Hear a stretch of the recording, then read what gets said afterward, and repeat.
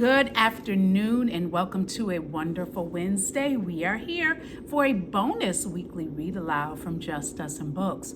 I know that a lot of schools and classrooms and parents show the Polar Express during this wonderful holiday season, and I thought it would be the perfect read aloud because when you hear the book and you watch the movie, what a perfect activity to do a compare and contrast of the movie and the book.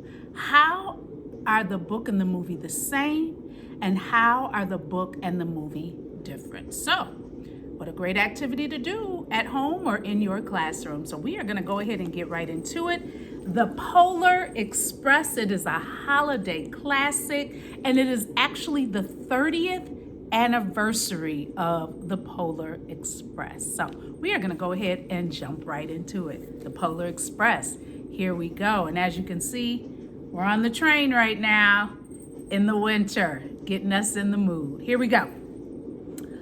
On Christmas Eve many years ago, I lay quietly in my bed. I did not rustle the sheets. I breathed slowly and silently.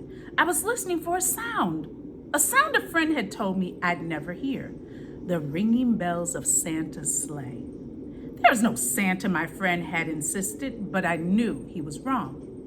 Late that night, I did hear sounds though. Not of ringing bells from outside came the sounds of hissing steam and squeaking metal.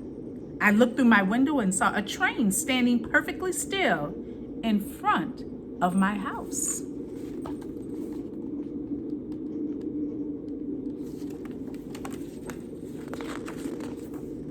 It was wrapped in an apron of steam. Snowflakes fell lightly around it. A conductor stood at the open of the doorway. He took a large pocket watch from his vest, then looked up at my window. I put on my slippers and robe. I tiptoed downstairs and out the door. All aboard, the conductor cried out. I ran up to him. Well, he said, are you coming? Where, I asked. Why, to the North Pole, of course, was his answer. This is the Polar Express. I took his outstretched hand and he pulled me aboard.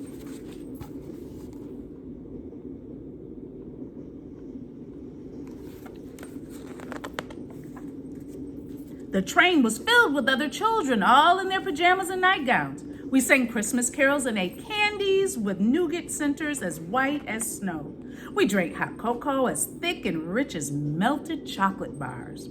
Outside, the lights of towns and villages flickered in the distance as the Polar Express raced northward.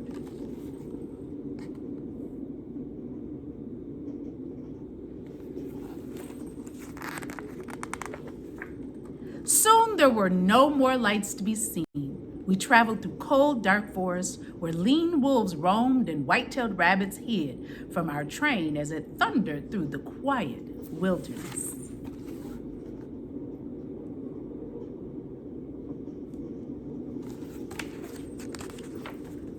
We climbed mountains so high it seemed as if we would scrape the moon. But the Polar Express never slowed down. Faster and faster it ran along, rolling over peaks and through valleys like a car on a roller coaster.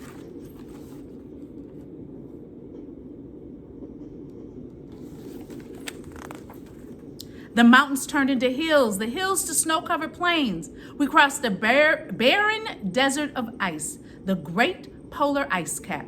Lights appeared in the distance. They looked like the lights of a strange ocean liner sailing on a frozen sea.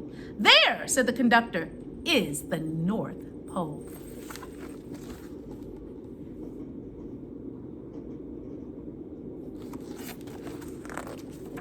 The North Pole. It was a huge city standing alone at the top of the world, filled with factories where every Christmas toy was made. At first, we saw no elves. They are gathering at the center of the city, the conductor told us.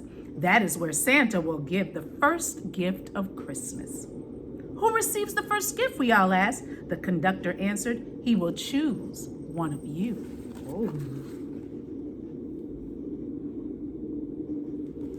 Ooh, the first gift of Christmas.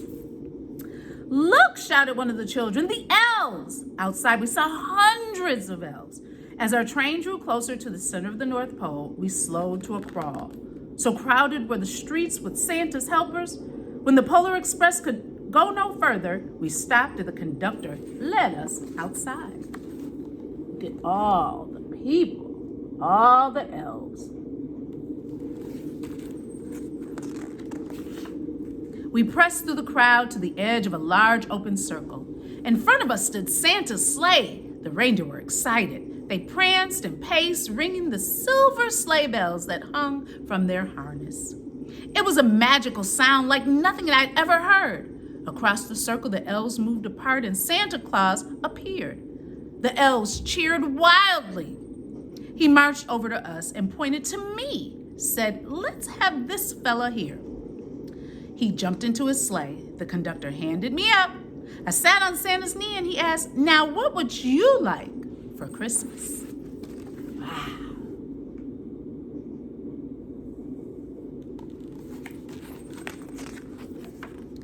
I knew that I could have any gift I could imagine, but the thing I wanted most for Christmas was not inside Santa's giant bag.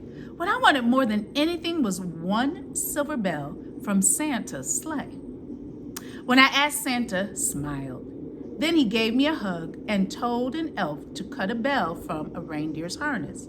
The elf tossed it up to Santa. He stood holding the bell high above him and called out, "The first gift of Christmas."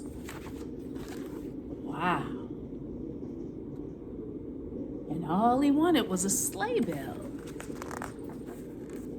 A clock struck midnight as the elves roared their approval. Yay! Santa handed me the bell, and I put it in my bathrobe pocket. The conductor helped me down from the sleigh. Santa shouted out the reindeers' names and cracked his whip. His team charged forward and climbed into the air. Santa circled once above us, then disappeared in the cold, dark, polar sky. There he goes.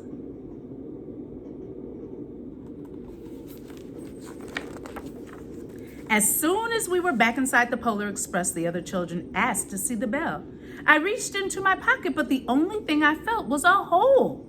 I had lost the silver bell from Santa Claus's sleigh. "Let's hurry outside and look for it," one of the children said.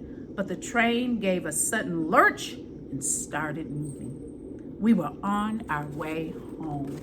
Oh dear, he lost the bell.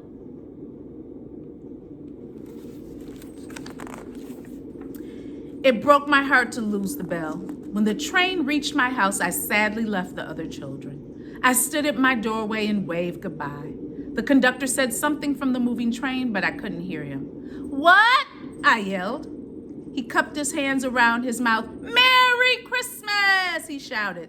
The Polar Express let out a loud blast from its whistle and sped away.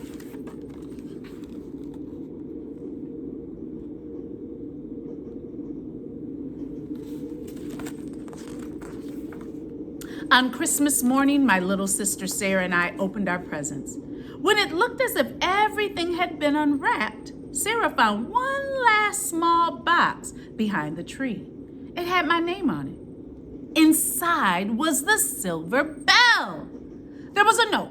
"Found this on the seat of my sleigh. Fix that hole in your pocket. Signed, Mr. C." I shook the bell. It made the most beautiful sound my sister and I had ever heard. But my mother said, "Oh, that's too bad." "Yes," said my father, "it's broken."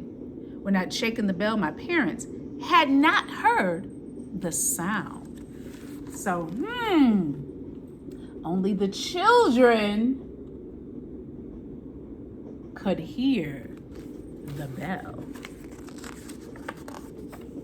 Why do you think that is? Why could just the children hear the bell? At one time, most of my friends could hear the bell, but as years passed, it fell silent for all of them. Even Sarah found one Christmas that she could no longer hear its sweet sound. Though I've grown old, the bell still rings for me as it does for all who truly believe.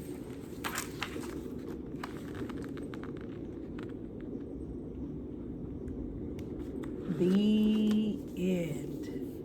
Wow, the Polar Express. I do hope you enjoyed this bonus read aloud from Just Us and Books. Just us.